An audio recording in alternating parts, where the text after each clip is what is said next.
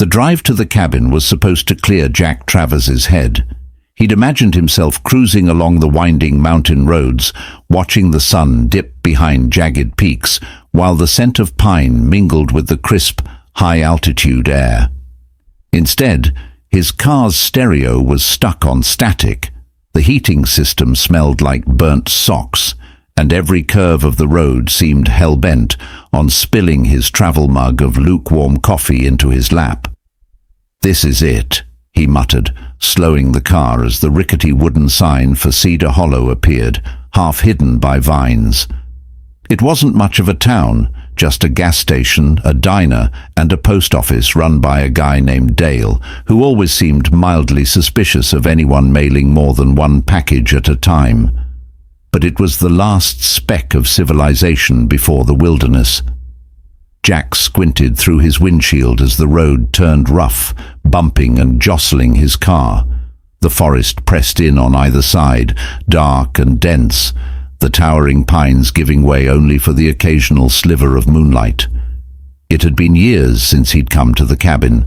Work, relationships, and life's general chaos had kept him tethered to the city. Now, burned out from late nights coding for a company that treated him like an overworked algorithm, he was desperate for a reset. "I need this," Jack said aloud, as if convincing himself. But as he rounded the last bend, his heart skipped a beat. The cabin was there, just as he remembered it, tucked into a clearing at the edge of a slope. But something was wrong. The windows, which should have been dark and cold, were glowing faintly. A warm, pulsating light spilled out from behind the curtains, casting strange, shifting patterns onto the porch. Jack slammed on the brakes, his car skidding slightly on the gravel. "Okay, what the hell?" For a moment he sat frozen, his hands gripping the wheel. He hadn't told anyone he was coming here. The cabin was too remote for squatters to stumble across it, and he couldn't imagine the local wildlife had suddenly developed a taste for interior decorating. Then a thought struck him.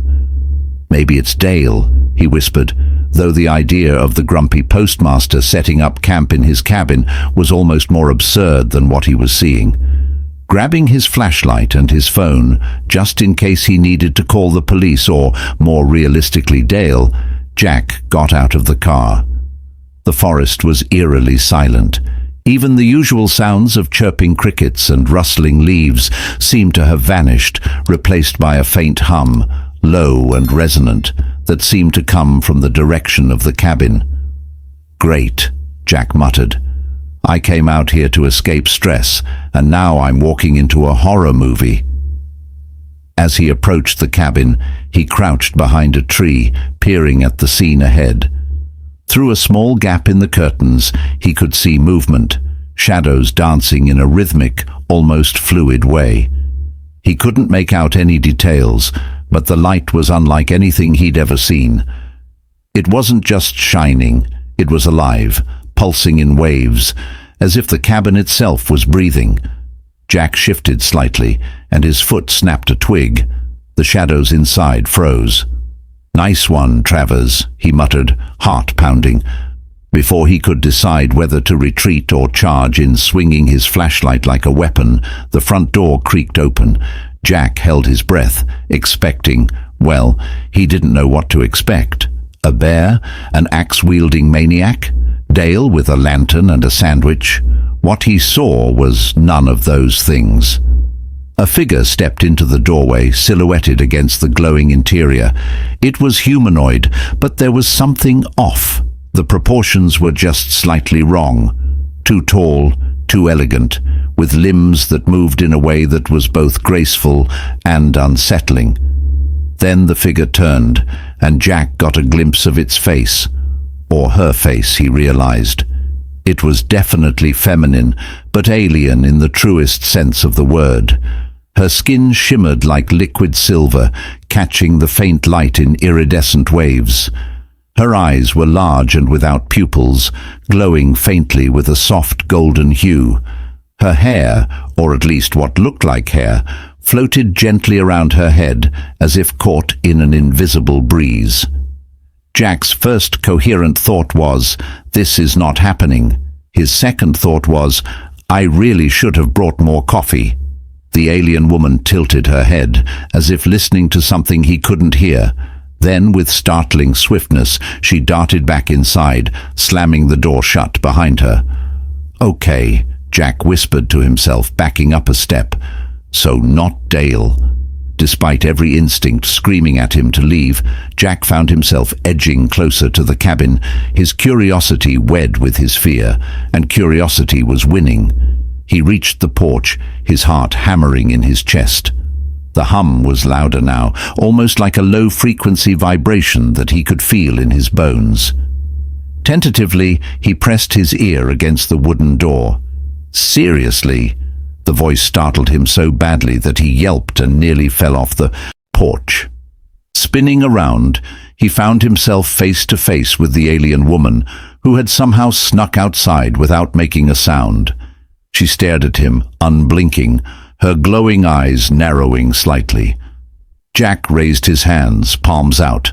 Hi, I live here."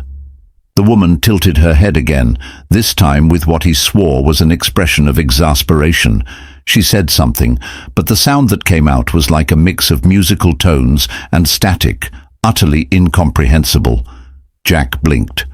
"Sorry, I don't speak whatever that is." She sighed, a universal gesture it seemed, and reached into a pouch at her side, pulling out a small, disc-like device.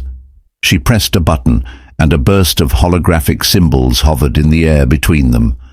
The device emitted a short burst of static before a robotic voice translated, "Leave." "Dangerous," Jack frowned. "Dangerous? What's dangerous?" The alien woman pointed emphatically at him, then at herself, then back at the cabin. "Oh, great," Jack said, throwing up his hands. "I drive 5 hours to get away from life's insanity, and now there's a glowing space lady telling me to leave my own cabin. This is fine, totally normal." The woman stared at him, her expression unreadable. Then, to Jack's astonishment, she rolled her eyes, an unmistakable gesture of shared frustration.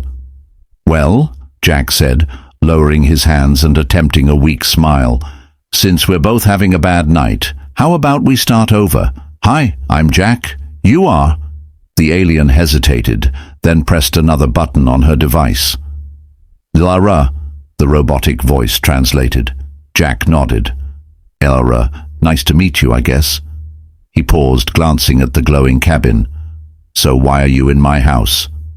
Elra sighed again, but this time there was something almost human about it. With a resigned wave of her hand, she gestured for Jack to follow her inside. As he stepped through the doorway, Jack realized two things. First, the interior of his cabin was almost unrecognizable, transformed into a strange high-tech sanctuary filled with glowing orbs, floating panels, and a peculiar humming device in the corner that looked suspiciously like it could explode. Second, whatever he just walked into, it was about to turn his entire life upside down. "Great," he muttered under his breath. "Should have just stayed at Dale's." Jack stood in the middle of what was once his rustic, cozy mountain getaway. The log walls and worn furniture were still there, somewhere, but they'd been overtaken by glowing, humming, and downright incomprehensible alien technology. Strange translucent panels floated in mid-air, displaying shifting symbols that reminded him of a hyperactive screensaver. The air was warmer, thicker, and smelled faintly of ozone. And was that mint? His gaze landed on a spherical device in the corner, softly humming and emitting a pulsing golden light. "That thing," Jack muttered, pointing at it, "looks like it's about 5 seconds away from either exploding or summoning a demon." Ra, standing by the device with an expression that screamed, "I regret everything," tapped her translator again. "Not explosion, stabilizer," Jack blinked. "Oh great, a stabilizer, because that clears everything up." Elra tilted her head in what he was starting to recognize as her version of a sarcastic eye roll. She pressed a button on the stabilizer, and the hum lowered a pitch. The glowing panels flickered and rearranged themselves, revealing more of the cabin's original interior. "That's my recliner," Jack said, pointing at the corner now partially visible, "and my coffee table. Glad to see they survived whatever this is." Illyra ignored him, focused on adjusting a sequence of controls that floated in the air before her. Her silver, almost liquid-like skin shimmered faintly as she worked. Jack tried not to stare, but it was hard not to. Everything about her was fascinating and terrifying. "So," he said after a moment, his voice intentionally casual, "you want to tell me why my cabin looks like a set from Star Trek?" She paused, glancing at him, then pressed another button on her translator. The robotic voice responded, "Refuge, hiding, emergency." Jack folded his arms. "Right, emergency, that's pretty vague. Did you, crash your spaceship nearby or something?" Illyra hesitated, as if deciding how much to tell him. Finally, she motioned toward a small, flickering hologram that appeared above the stabilizer. It was a schematic of a sleek, elongated vessel with jagged edges that gave it an almost predatory look. Parts of the ship were highlighted in red, clearly indicating damage. "That's your ship?" Jack asked. The translator replied, "Yes." "Wait," Jack said, holding up a hand. "You're telling me that thing crashed here? How? I didn't hear anything. No big explosions, no sonic booms, nothing." Illyra pointed toward the schematic, then made a motion with her hand that resembled a slow fade-out. The translator chimed, "Silent entry, cloaking, minimal impact." "Of course," Jack muttered, "because if aliens are going to crash on Earth, they'll do it politely." Lara didn't laugh, but there was a faint twitch at the corner of her mouth. "Okay," Jack said, pacing now, "so your ship crashed, and instead of, I don't know, phoning home or finding another planet, you decided to break into my cabin and turn it into your own personal tech lab." "Isolated," the translator replied. "Safe, no threat." Jack stopped mid-step. "No threat? Are you saying I'm harmless?" Illyra nodded, her golden eyes scanning him briefly before returning to her controls. "Wow," Jack said, feigning offense. "You meet me for 5 minutes and you've already decided I'm no threat. I'll have you know I was very intimidating in high school." The translator didn't bother responding to that. Jack sighed, rubbing the back of his neck. "Look, I get it. You've got problems. You needed a place to crash, literally. But this is still my cabin. You can't just invade it." At the word invade, Lara stiffened. Her glowing eyes narrowed, and her posture shifted ever so slightly, as if preparing for something. Jack immediately backpedaled. "Not like that," he said quickly. "I mean, you're not invading like an alien invasion or anything, right? You're just borrowing." She relaxed slightly, but there was a tension in the air now that Jack couldn't ignore. "Okay," he said, holding up his hands. "How about this? You tell me why you're here and I promise not to freak out. Deal?" Illyra hesitated again, then pressed another button on her translator. "Fleeing, pursued," it said. Jack frowned. "Pursued by who?" The translator emitted a series of clicks and static, followed by the word hunters. "Hunters," Jack repeated. "Like alien bounty hunters, that's a thing." Illyra nodded solemnly. Jack let out a low whistle. "Well, that's just great. My cabin isn't just an alien Airbnb. It's the hideout for a fugitive. I'm guessing these hunters don't care much about property damage, huh?" Illyra shook her head. Jack sank into his recliner, staring at the ceiling. "You know, I came out here to relax, get away from stress, maybe write a book or learn how to whittle or something. Instead, I've got glowing space tech and intergalactic bad guys on my doorstep. Fantastic." Illyra watched him for a moment, then pressed a few more buttons on her translator. "Not safe," it said. Must leave. Yeah, I got that part, Jack said. But here's the thing, I can't just leave. This is my place. I don't exactly have a second cabin lying around. The translator responded with a flat, robotic monotone. Regret. Jack chuckled despite himself. Oh, now you feel bad. That's comforting. Laura tilted her head, clearly not understanding the sarcasm. All right, Jack said, standing up. If we're stuck with each other for now, we might as well figure out a way to keep this place from getting blown to bits by your hunters. Got any ideas? Elra hesitated, then tapped a sequence on one of the glowing panels. A holographic display appeared, showing a cluster of small, sleek ships circling the area near the cabin. The translator chimed, "Scouts, searching." Jack swallowed hard. How long until they find you, or us, I guess? Elra didn't respond directly. Instead, she pointed to the stabilizer, then to the golden pulsing device in the corner. The translator said, "Incomplete. Need time." Jack stared at her. "You're fixing some kind of what? An alien power core? A cloaking device?" "Both," the translator replied. "Of course," Jack muttered. "Why not make it more complicated while you're at it? Can you also install a hot tub? Maybe a pizza oven?" Elra gave him a blank look which was somehow more unnerving than an actual glare. "Never mind," Jack said, rubbing his temples. "The point is we're on a clock, right? We have to finish your whatever this is before they find us." Elara nodded. "All right," Jack said, forcing himself to stay calm. "Let's do this. You tell me what you need and I'll help. But for the record, if your hunters show up and start blasting holes in my cabin, you're paying for the repairs." The translator chirped, "Agree?" Jack stared at her, unsure if she was serious or just humoring him. Either way, he had a feeling his quiet weekend getaway was about to get a whole lot louder and weirder. Jack woke the next morning to the soft rhythmic hum of alien machinery and a vague sense of dread. He squinted against the golden light filtering through the window, or, more accurately, through what used to be a window. It was now some kind of shimmering force field that hummed when he poked it. The night before, he hadn't slept well, thanks to dreams of glowing-eyed hunters blasting his cabin into splinters. "Morning," Jack muttered, dragging himself off the couch.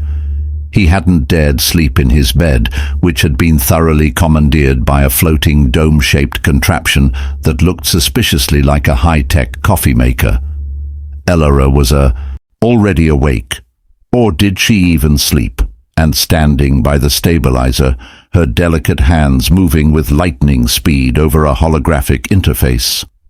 Her shimmering silver skin caught the morning light, making her look more like a sculpture than a person. "Do aliens even do mornings?" Jack asked, running a hand through his bedhead. Laura glanced at him but didn't respond. Her translator device was lying on the table next to a bowl of half-eaten cereal. Jack stared at it. "Wait," he said, pointing. "Did you eat that? Or did my cabin just conjure up floating tech and a ghost that likes frosted flakes?" Elora picked up the translator and pressed a button. The robotic voice replied, "Tried. Insufficient." Jack blinked. "What do you mean, insufficient? That's a perfectly good breakfast." The translator buzzed again. "Primitive." Jack put a hand to his chest, feigning offense. "Excuse me, Princess Space Lady, but those are name-brand flakes. They even have marshmallows. Primitive, my foot." Elra didn't seem amused. She motioned to a sleek device on the counter that Jack hadn't noticed before. It looked like a blender had been fused with a glowing lava lamp. Inside was a swirling, iridescent liquid. "That," Jack said, pointing, "is either your breakfast or the thing that's going to kill me when it inevitably explodes." The translator replied, "Nutrition. Synthesis. Safe." Jack grabbed a nearby mug and held it up. "I'll stick to coffee, thanks." He paused. "Wait, Do aliens drink coffee? Please tell me you have coffee in space. Lara stared at him blankly. No coffee, Jack muttered. Figures. You've got spaceships and cloaking tech, but no coffee. What a tragedy. Before Laura could respond, or roll her eyes again, a sharp beeping sound filled the cabin. She froze, her golden eyes narrowing as she spun toward a floating control panel.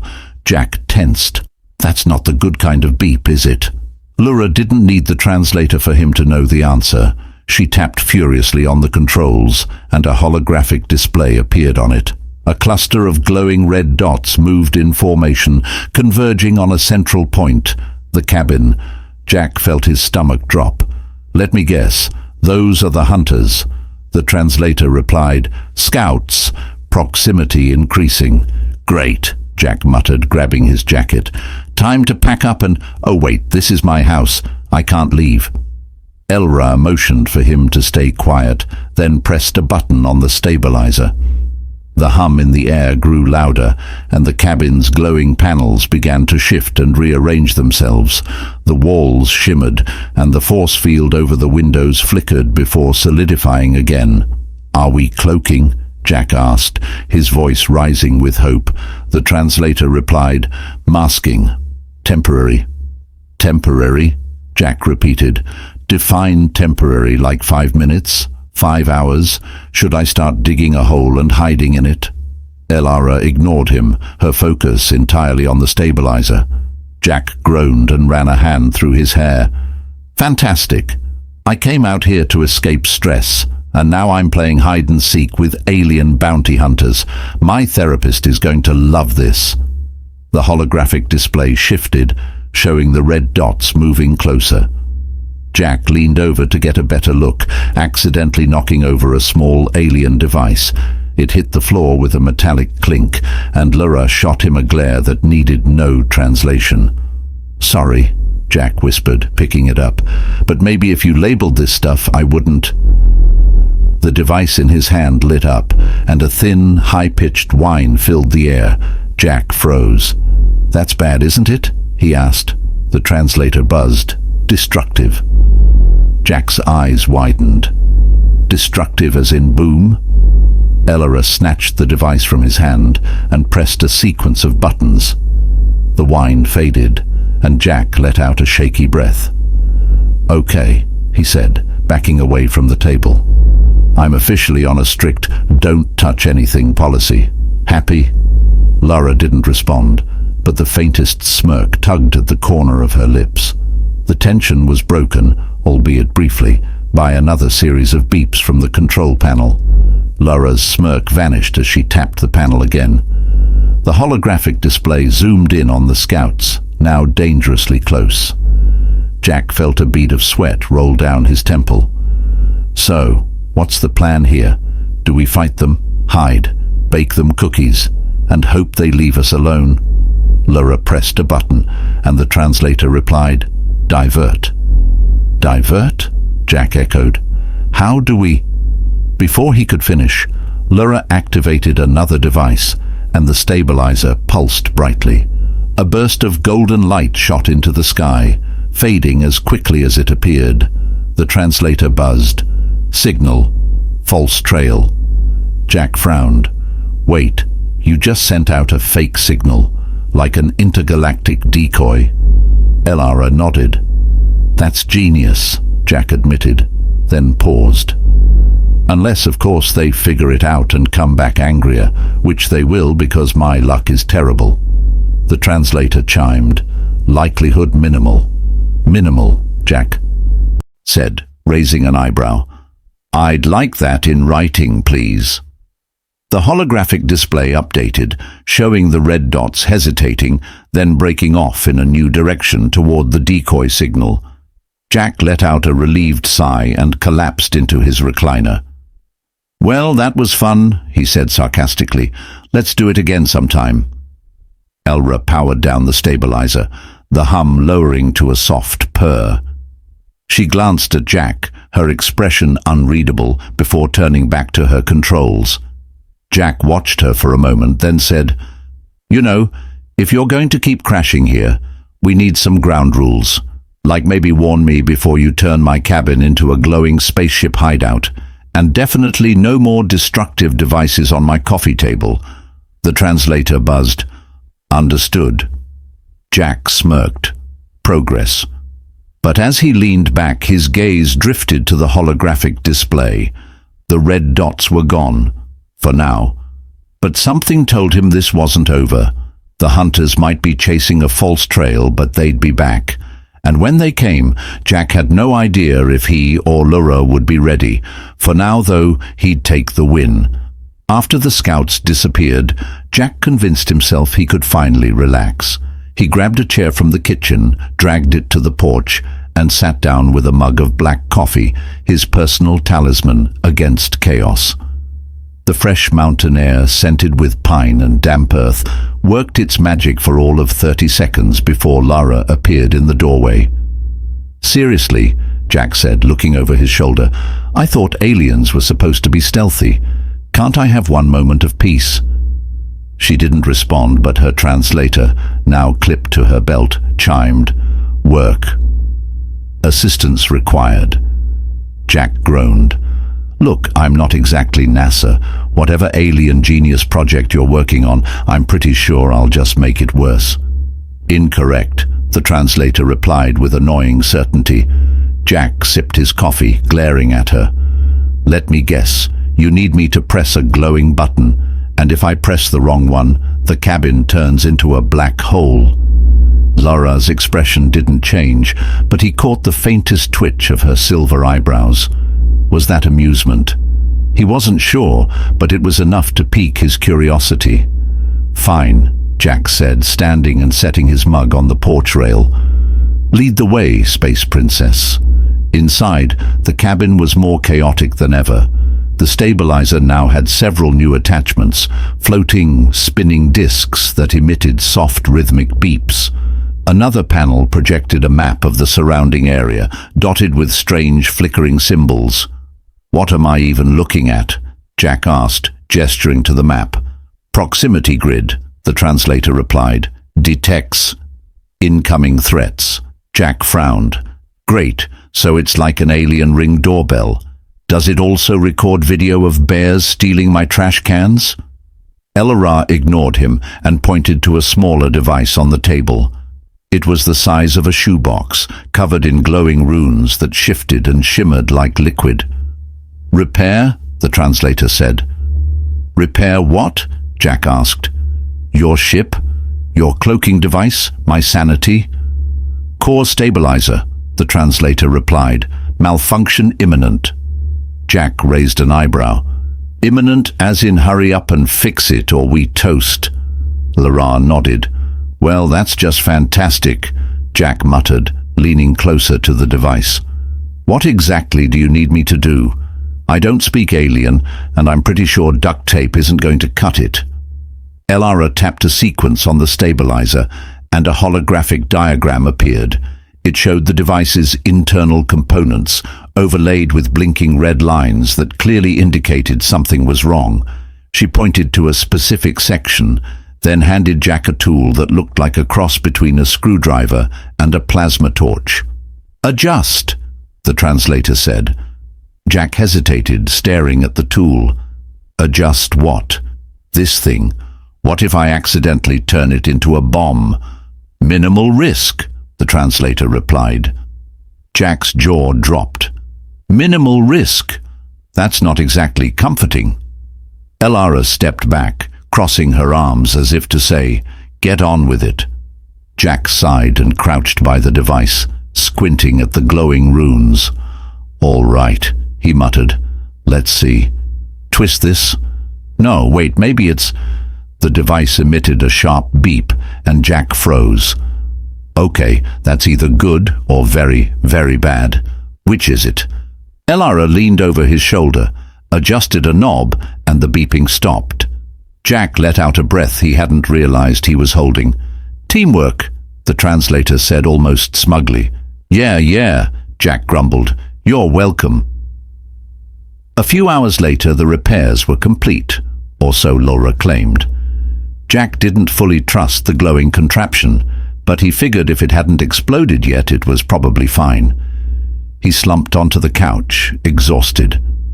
"So," he said, watching Lara as she tinkered with yet another device. "What happens now? You fix your ship, fly off into the sunset, and I go back to pretending aliens don't exist." Lara hesitated, her golden eyes flicking to him before she pressed her translator. "Complicated," it said. Jack raised an eyebrow. "Complicated how?" "Are you staying? Because I'm going to need to charge rent." The translator buzzed. "Hunter persistent, risk remains." Jack sighed. "Of course, because nothing's ever simple." Elara pressed another button on the translator, and it emitted a series of clicks and whistles. A moment later it said, "Assistance required." Jack blinked. "Wait, you need my help? Are you sure you've got the right guy?" The translator replied, "Affirmative." Jack chuckled, shaking his head. "Lady, I'm a guy who gets winded walking up a flight of stairs. What could I possibly do to help you fight alien bounty hunters?" Elara pointed to the proximity grid, which now displayed several faint red dots on the edge of the map. Jack's stomach sank. "Don't tell me they're back." "Scouts," the translator said, "testing perimeter." Jack rubbed his temples. "Okay, so what's the plan?" "Because I'm not exactly equipped to deal with this. The closest thing I have to a weapon is a bear spray can, and I'm pretty sure that won't work on aliens." Elara didn't respond. Instead, she activated another holographic display showing a sleek handheld device that resembled a high-tech stun gun. "Whoa," Jack said, leaning closer. "Is that what I think it is?" "Defensive," the translator said. "Non-lethal." Jack stared at her. "You're giving me an alien weapon?" Elara nodded and handed him the device. It was surprisingly light, and the grip molded perfectly to his hand. "All right," Jack said, testing the weight. "I'll admit this is kind of cool, but you realize I have no idea how to use it, right?" Lara stepped closer, pressing a sequence on the translator. It said, "Training required." Jack groaned. "Great, alien boot camp, just what I needed." For the next hour, Lara put Jack through what could only be described as a crash course in alien defense tactics. He learned how to activate the stun gun. Turns out the glowing button wasn't decorative. Aim it at moving targets. He missed most of them, and avoid accidentally stunning himself. He failed once. By the end of the session, Jack was sweating, sore, and more than a little frustrated. "You know," he said, leaning against the wall, "I always thought if I ever got to use an alien weapon, it'd be to save the world or something, not because I'm trying to protect my cabin from intergalactic repo men." Elara didn't laugh, but she gave him a look that was almost sympathetic. "Thanks for the pep talk," Jack muttered. "Real inspiring." The proximity grid beeped again, and both of them turned toward it. The red dots were closer now, moving in an erratic searching pattern. Jack tightened his grip on the stun gun. "Well," he said, forcing a grin, "looks like it's showtime. Let's see if all that training pays off, or if I'm about to become the first guy in history to get zapped by his own alien sidekick." Lara stepped forward, her golden eyes focused and unflinching. For the first time, Jack saw a flicker of something deeper in her expression. Determination, maybe even fear. Whatever happened next, he had a feeling life in the mountains would never be the same again. The proximity grid's incessant beeping filled the cabin, each pulse like a countdown ticking closer to disaster. Jack peered over Lara's shoulder as she studied the display, her golden eyes narrowing in concentration. "Okay," Jack said, shifting nervously from foot to foot. "What's the plan, Commander Silverskin? Please tell me it involves a foolproof way to make them go away, preferably without me getting fried like a bug in a zapper." Lara didn't glance at him. Her fingers danced across the stabilizer's holographic interface, pulling up a series of glowing symbols and diagrams that looked like alien hieroglyphs.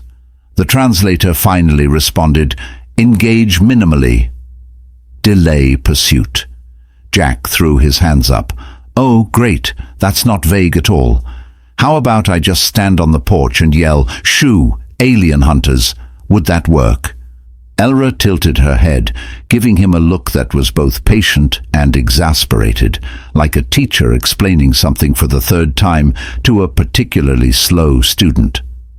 "Fine," Jack grumbled, gripping the alien stun gun she had given him. "But for the record, I'm more of a run away and live another day kind of the plan, if you could call it that." Started with Jack stationed near the back door, while Elra manned the stabilizer. She had activated what she called a localized distortion field, which, according to her translator, would scramble the hunter's sensors and slow them down.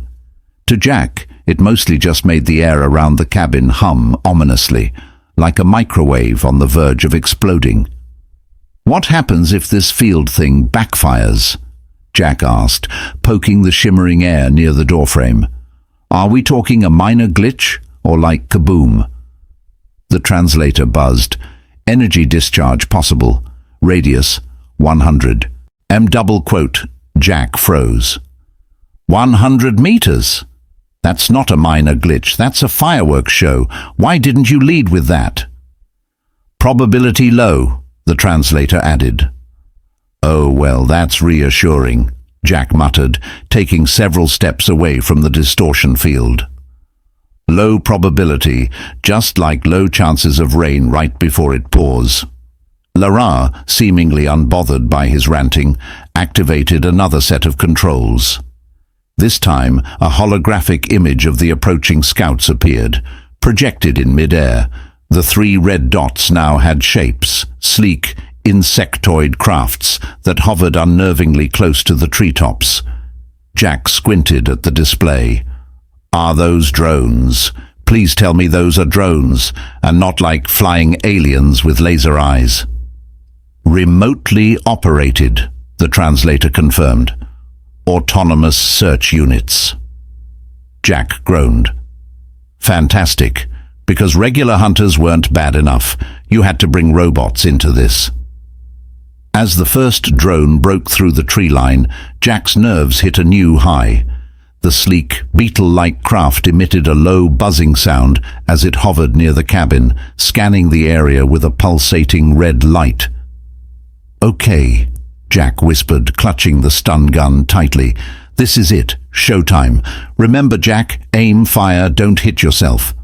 Before he could psych himself out any further, the drone tilted toward the distortion field, its sensors visibly flickering. The field worked as promised, distorting its data stream, but the drone wasn't retreating.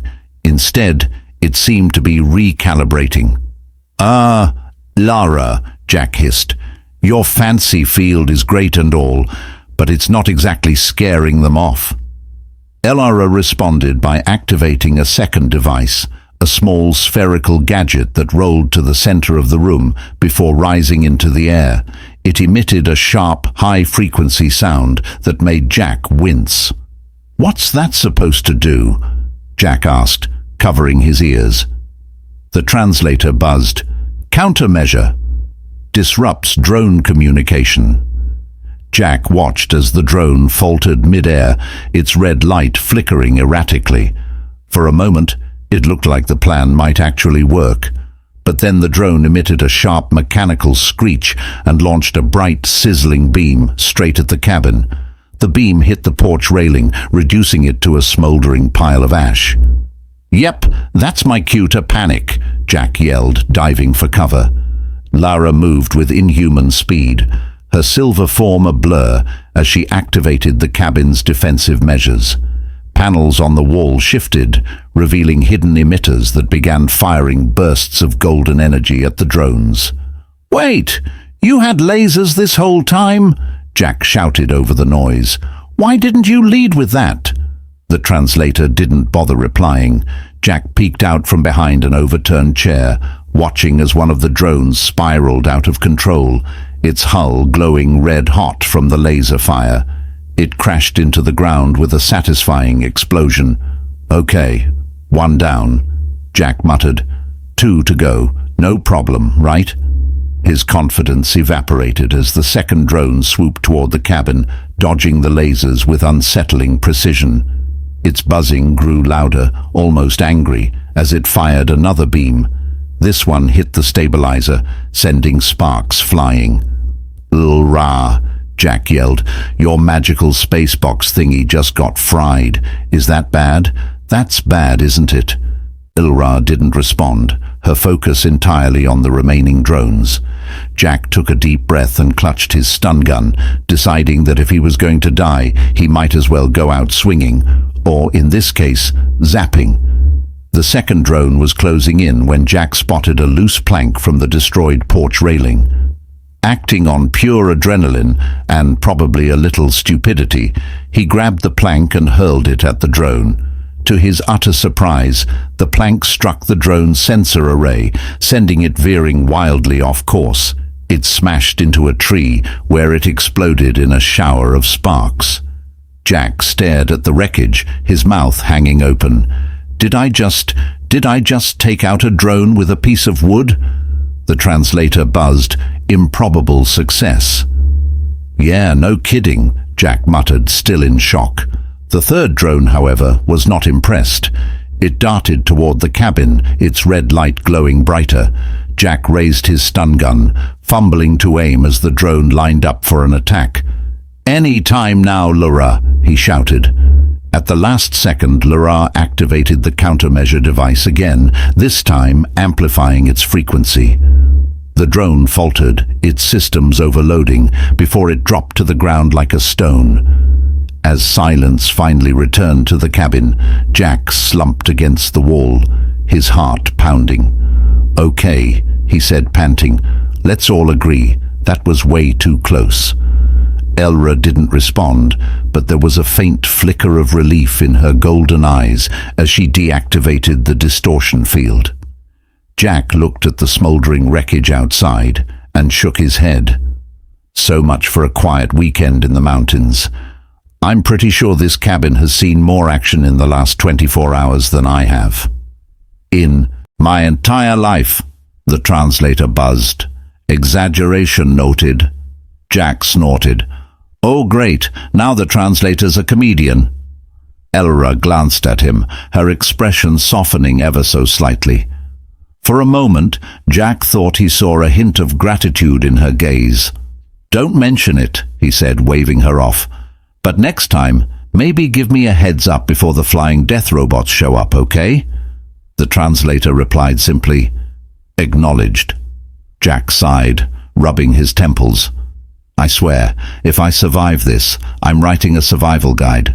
How to not die when an alien moves into your cabin. Think it'll sell."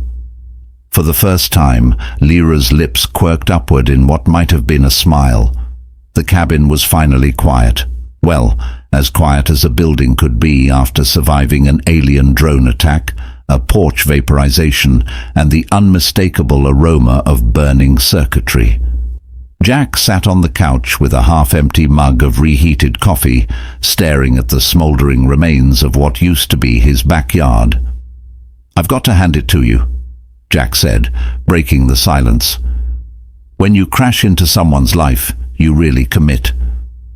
Lara stood at the stabilizer, running diagnostics while her translator hovered at her hip. She didn't glance back at him, but the translator buzzed. "Assessment unclear." Jack smirked. "It means you're great at causing chaos, Space Princess. Top-notch work. Gold medal." The translator didn't respond this time, and Jack took another sip of his lukewarm coffee. Despite his sarcasm, he couldn't deny the faint buzz of adrenaline still coursing through him. Somehow, they'd survived the drones. He should have been celebrating. Instead, he couldn't shake the feeling that things were about to get worse yet. The stabilizer beeped, and Lara frowned, or at least Jack thought it was a frown. Her face was so unreadable most of the time that he'd started assigning her expressions, like an alien poker game. Bad news? Jack asked, setting his mug down. The translator chimed. Defensive grid compromised. Pursuers likely escalating. Jack groaned, leaning back on the couch. Of course they are, because life in the middle of nowhere wasn't already exciting enough. Assistance required, the translator added. Jack pointed at himself. Me? What do you think I'm going to do? Build a spaceship out of duct tape and desperation? Elora finally turned to him, her golden eyes steady. She gestured toward the stabilizer, then to the holographic map that now displayed a larger grid, one that included the entire region. A series of red markers pulsed ominously, surrounding the area like a noose tightening around the cabin. Jack blinked. Wait, are those more drones? Hunter vessels, the translator corrected. Oh, terrific, Jack said, throwing his hands up. Not just drones, now we've got ships. What's next? A mothership with its own theme music? The translator offered no snarky retort this time, which only made Jack more nervous. The plan, or, as Jack referred to it, the please don't get me killed scheme, was simple in theory.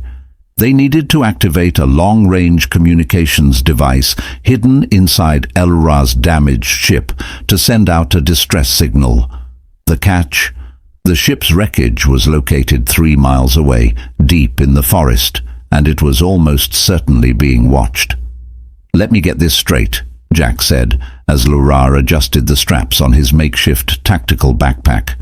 We're hiking through alien-infested woods to turn on a glowing beacon, which will probably make us even bigger targets. Does that about sum it up?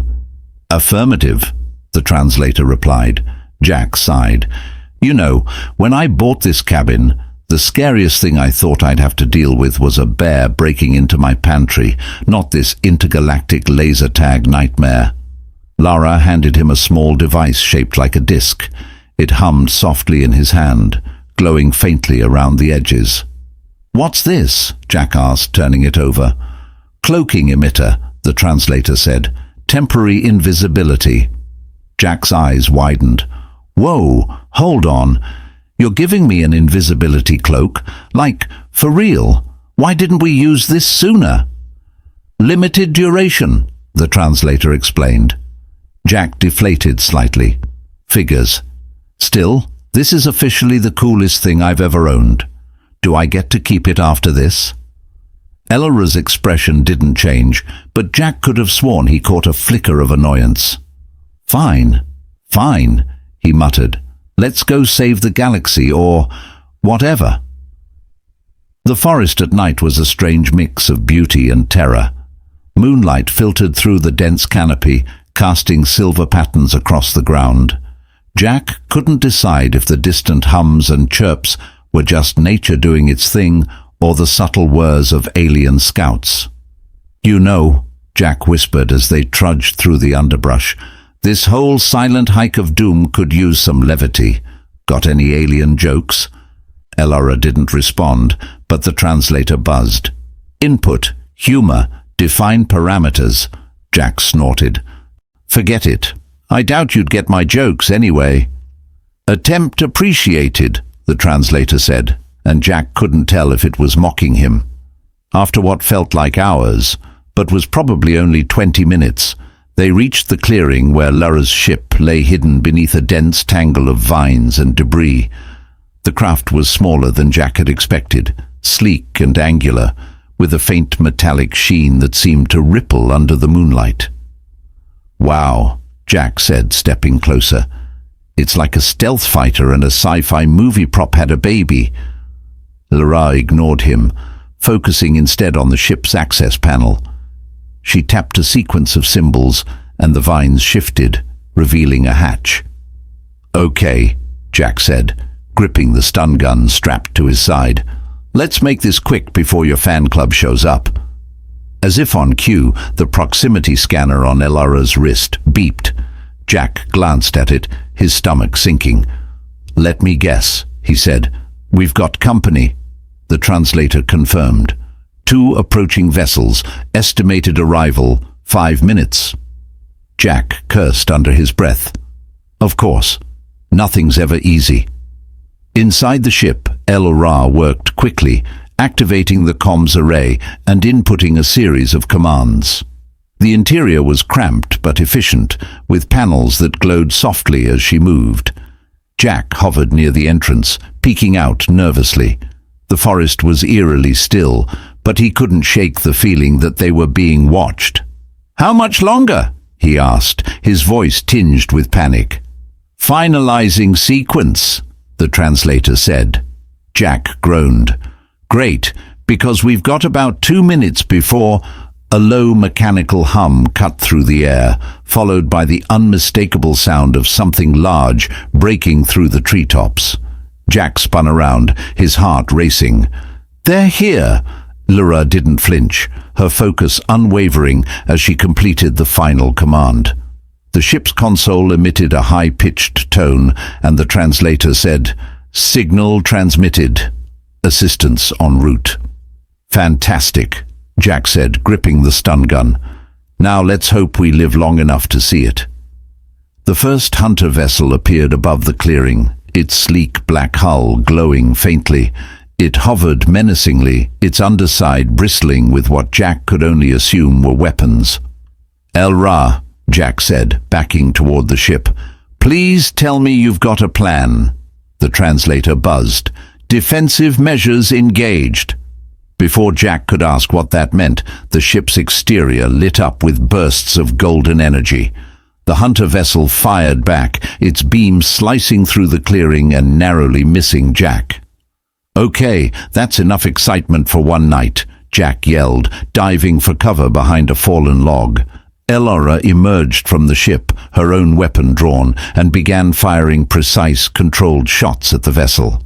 Her movements were fluid, almost graceful, as she dodged return fire. Jack fumbled with his stun gun, muttering, "Why does this always happen to me?" By the time reinforcements arrived, sleek silver ships that matched El-Ra's, the clearing was a smoking battlefield. The hunter vessel had been forced into retreat, and Jack sat slumped against a tree, his nerves completely shot. As El-Ra coordinated with her allies, Jack let out a tired laugh. "I swear the next time I see a for sale sign on a mountain cabin, I'm burning it." The translator buzzed. "Humor noted." Jack grinned weakly, glad someone appreciates it. For the first time, he felt a flicker of hope. Maybe, just maybe, they were going to make it out of this alive. The first rays of dawn filtered through the cabin's broken windows, painting streaks of light across the soot-stained walls. The air was thick with the mingled scents of scorched wood, alien metals, and something Jack could only describe as burnt electrical lemon. He sat at the kitchen table, holding what remained of his favorite coffee mug, now chipped and slightly warped from the chaos of the past few days. Across from him, Lyra stood silently, her sleek silver uniform restored to its former shine. Her translator hummed softly at her side, awaiting its next task. "Well," Jack said, leaning back with a weary sigh, "that was the most exciting week of my life, and I once got chased by a raccoon wielding a garden rake." The translator buzzed, translating El-Ra's faint smile into words, uncertain if comparison is flattering or tragic. Jack smirked. Probably both. The silver rescue ships had departed an hour earlier, taking the remnants of El-Ra's damaged craft and the bodies of her pursuers with them. It was oddly quiet now, almost eerily so, as if the forest itself was holding its breath. "So," Jack said, gesturing to the scorched remains of his porch, "what's next for you? Back to ruling your galactic empire or whatever?" Lara tilted her head, her golden eyes catching the light. "Not empire, alliance," the translator corrected. "Mission remains incomplete." Jack frowned. "Incomplete? What? You're not done running for your life?" The translator hesitated before responding. "Pursuers are eliminated, threat minimized, But alliances require more than survival. They demand trust and understanding. Jack raised an eyebrow. So, what, you're on some kind of diplomatic quest? Elara nodded. Jack let out a low whistle. Yikes, no offense, but you might want to work on your first impressions. You kind of started our alliance by pointing a laser gun at my face. The translator buzzed. Noted. The two sat in silence for a moment, the quiet punctuated only by the occasional creak of the damaged roof. Jack ran a hand through his hair, his gaze drifting to the ruins of his once peaceful cabin. I guess this is goodbye, he said, his voice softer now. Elara inclined her head. Gratitude. Assistance was unexpected but invaluable. Jack chuckled. Yeah, well, you didn't leave me much choice. Besides, it's not every day you get to help an alien princess on the run from intergalactic assassins, the translator buzzed. Not princess, diplomatic envoy. Jack smirked. Whatever you say, Your Highness. As Elara turned to leave, Jack felt a pang of something he couldn't quite name. Longing, regret, maybe just the realization that, for all its danger and insanity, the past, the week had been extraordinary. Hey, he called after her. She paused, looking back at him. Jack hesitated, rubbing the back of his neck. Listen, if you ever, I don't know, need a place to crash again, maybe next time you don't blow up the porch first, huh? The translator buzzed. Acknowledged. Offer appreciated. Jack grinned. Good, because I don't think my insurance covers alien shenanigans. As Elara stepped outside, the faint hum of her personal transport filled the air. Jack followed her to the edge of the clearing, where a sleek disc-shaped craft waited, its surface shimmering like liquid mercury. She turned to face him one last time, her golden eyes meeting his. Farewell, Jack, the translator said. May your solitude bring peace and fewer disruptions. Jack snorted. I'll drink to that. With a final nod, Laura stepped into the craft. The air shimmered around her, and within moments she was gone, leaving Jack alone in the clearing. The days that followed felt surreal. The cabin was quieter than it had ever been, but Jack found himself noticing the little things more. The rustle of the wind through the trees, the calls of distant birds, the soft creak of the floorboards beneath his feet. For a man who'd once prized solitude above all else, he now found the silence almost unsettling. He spent the next week rebuilding what he could, patching up the roof and jury-rigging the porch into something functional. The scars of the battle remained, but Jack decided to leave them. They were part of the story now, a story he wasn't sure anyone would believe if he ever bothered to tell it. One evening, as he sat on the newly rebuilt porch with a fresh cup of coffee, Jack found himself staring up at the stars. He'd never paid much attention to them before, but now they felt different, bigger, more alive. He smiled faintly, raising his mug in a mock toast. Here's to you, Lara, he murmured, wherever you are. A month later, Jack's cabin had almost returned to normal. The porch had a new set of stairs, the roof no longer leaked, and the pantry was fully stocked. Then, one night, as he sat tinkering with the cloaking emitter Laura had accidentally left behind, the device buzzed to life. Jack blinked in surprise as a tiny hologram flickered into view, a familiar figure with golden eyes and an almost smile. Jack, the translator said, situation developing. Your assistance required. Jack stared at the hologram, a mix of disbelief and amusement spreading across his face. You've got to be kidding me, he muttered. The hologram remained, waiting. Jack set the emitter down, shaking his head with a laugh. Well, he said, grabbing his jacket, so much for quiet. As he stepped outside, the stars above seemed brighter than ever, and somewhere out there, in the vastness of the universe, adventure awaited.